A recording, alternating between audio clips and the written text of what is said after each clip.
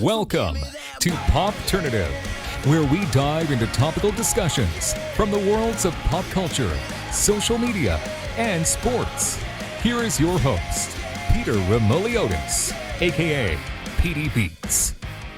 Welcome to the Popternative podcast, the podcast and talk show where we have digital discussions from the worlds of social media, TV, film, pop culture, everything really.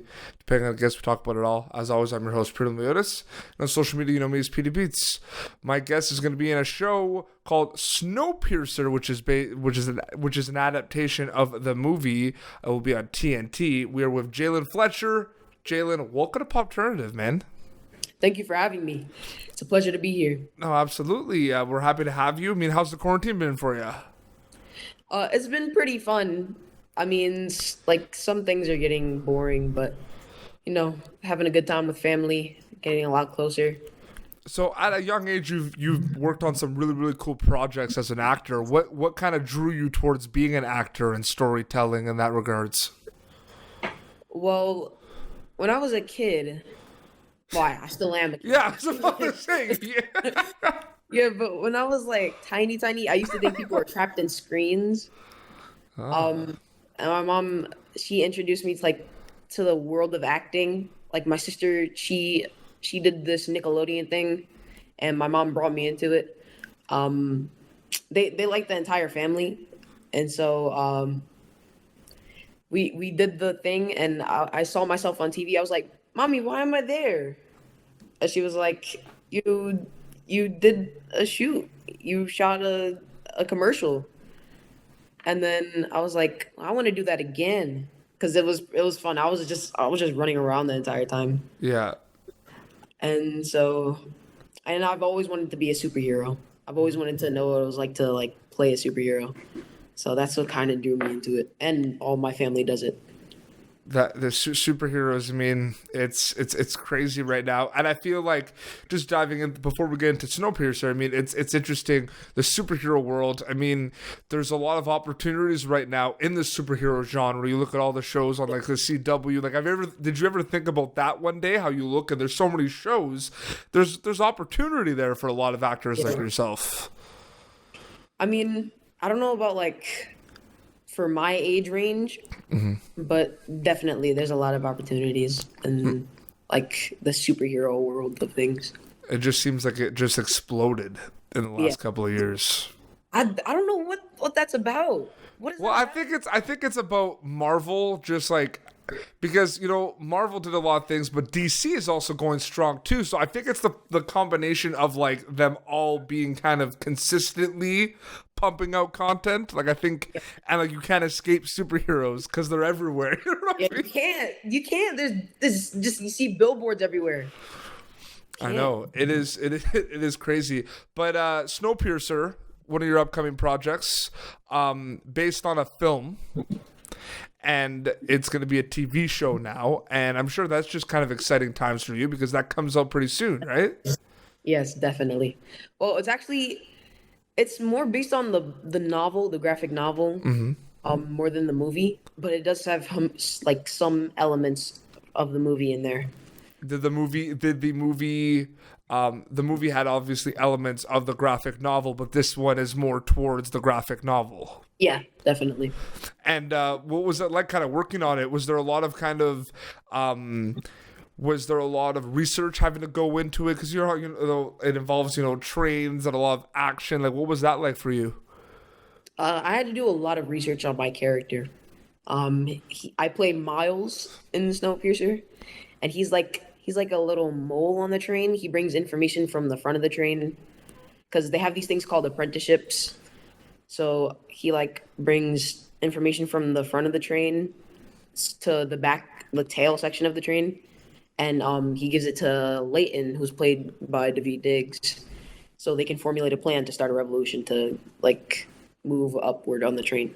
Absolutely. And what can people expect from Snowpiercer? I mean, is it a kind of a healthy kind of balance of action, storytelling, relationship with characters? Does one kind of element kind of have more involved? Is it more action than storytelling aspect of it? Is it the other way around? What are they going to expect? Well, you can expect a lot from a lot of different genres. Like there's sci-fi, there's thriller, there's drama. There's a little bit of something for everybody. And you can expect a lot. And it's like a perfect balance of everything, and it all like comes together in this one beautiful project. Now, it's funny you say the graphic novels, because I'm kind of realizing more and more, you might not be aware, but there's a lot of like shows specifically being adapted from graphic novels. Yeah. And there's a lot of, there's a lot, like, so for example, like Lock and Key on Netflix, I knew about those graphic novels, you know what I mean? But The Boys on Amazon, about superheroes like we were talking about, those are graphic novels. Stumptown on, yeah, those are graphic novels, The Boys. What? Yeah. Oh my You got to God. get those graphic novels. They're good. Read it. I want to read it now. And then Stumptown, which is on ABC, that's also a graphic novel. Wow. Which is it's nuts, right? You wouldn't think about, but you wouldn't think about it. But it just shows you how there's kind of opportunities to adapt many different types of content. What did you kind of notice with reading the script of Snowpiercer when you got it, knowing that it was kind of adapted from a graphic novel already? Well, it was like really like there was a lot of thrilling parts, and there was a lot of like you were like, whoa, what? And they just have a lot of they have a lot to back up the information that they already released. And it was and knowing that it's from like a graphic novel, I would never expect a graphic novel to be like that. I would never expect a graphic novel to have that much action, because like most of the graphic novels I read are like really boring mysteries, but that one is it's something else. It's pretty cool. No, absolutely. Did you are you a big reader as to reading stuff you like? Have you checked out the graphic novel? Well, I was a really big reader, and I got like a really good reading grade in elementary school and like the past years of middle school. But I don't really like reading anymore. I'm more into math now than reading. But I still read a lot. So, question for you is, you're what they call a child actor or a young up and coming actor, because you're younger, you're working on this, and talking to a lot of people that were in your footsteps one day, like people that worked on like a lot of shows like in the 90s, they said it was difficult for them to balance everything at times, because you have a call time, you have school and projects and everything. Yeah. How do you balance everything? Because you're living a very interesting life, but you're living a very busy life as well, right, Jaylin? So I don't really have time to like. Well, there is a balance. Yep. I know when it's time to play, but also when it's time to work. I like that. Yeah.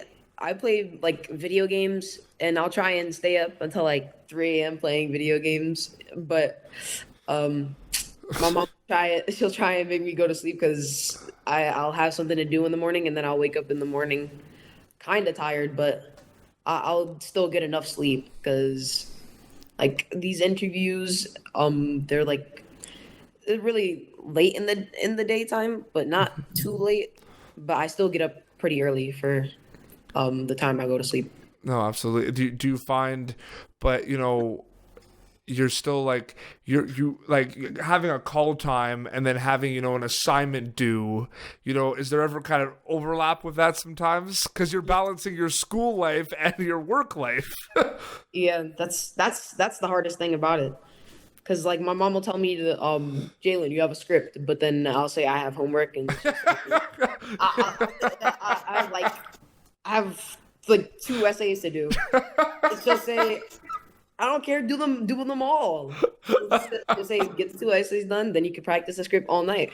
Jaylen, here's a script. I have math homework. I'll look at it after I'm done. That's exactly what happens. That's amazing. Well, no, it's really cool. At such a young age, what you've accomplished so far, and you're in a lot of you get to work with a lot of amazing people. What have kind of been some learning experiences in a couple of the projects that you've done recently, including Snowpiercer, Jaylin, in terms of work ethic and kind of presenting yourself? What did you learn from those projects? Well, I've learned to balance personal life and like work life.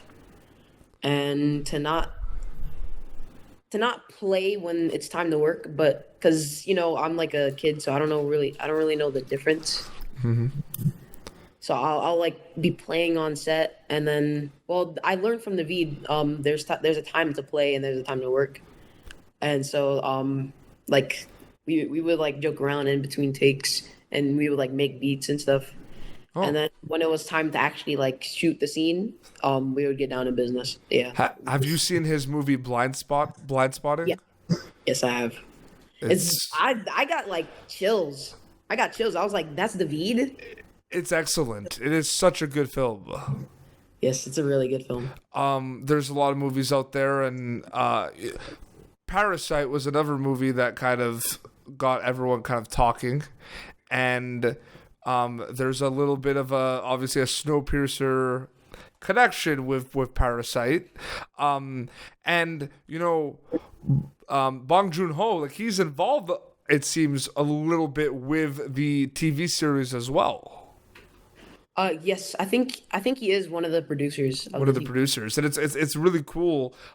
Because have you ever thought of it too, that maybe it's not as based on the film as much as people think it will be, but there's kind of that familiarity with a lot of his work, and there's a lot of popularity right now. Do you kind of see that driving people to check out Snowpiercer yourself on the TNT show? Have you ever thought about that? Them working together? Actually, I think so. Yeah, I think my dad brought up the idea of it, and it's like a really cool concept because Bong Joon-ho's like ideas, they're like I don't know how to explain it. His work is like amazing. It's amazing. I only watched like half of Parasite because it's a pretty long movie. I watched it on the flight coming back from Australia, but it was like a really crazy movie, and it was like jam-packed with action and drama and like it's relatable things. But you see some of that come into play with Snowpiercer, and it's like a really cool thing. No, absolutely. Well, Jaylin, thank you so much for coming on Popternative the chat, man. I really appreciate it. Thank you for having me. It was great talking to you. It was great talking to you as well. Where can people follow you on social media, and when can they check out Snowpiercer? Oh, you can follow me on Instagram at official Jaylin Fletcher. So there's no capitals or anything. It's all together. You can follow me on Facebook at Jaylin Fletcher. You can follow me on Twitter at Jaylin Fletcher. And make sure to watch Snowpiercer. I think it comes on again at like, I'm not sure of the time because it premiered yesterday at 9 p.m. But on Netflix it said to come out in different countries on May 25th, I think it was. So make sure you watch it. Absolutely. Well, this has been Popternative, youtube.com/Popternative. For previous episodes, be sure to check out Jaylin Fletcher in Snowpiercer, which will be available very soon for you to check out. And until next time, this is Jaylin Fletcher and PD Beats signing off. Thank you for tuning in to Popternative. Make sure to check out our past episodes of Popternative on YouTube. Be sure to like Popternative on Facebook and follow us on Twitter. This has been an Autograph Communications production.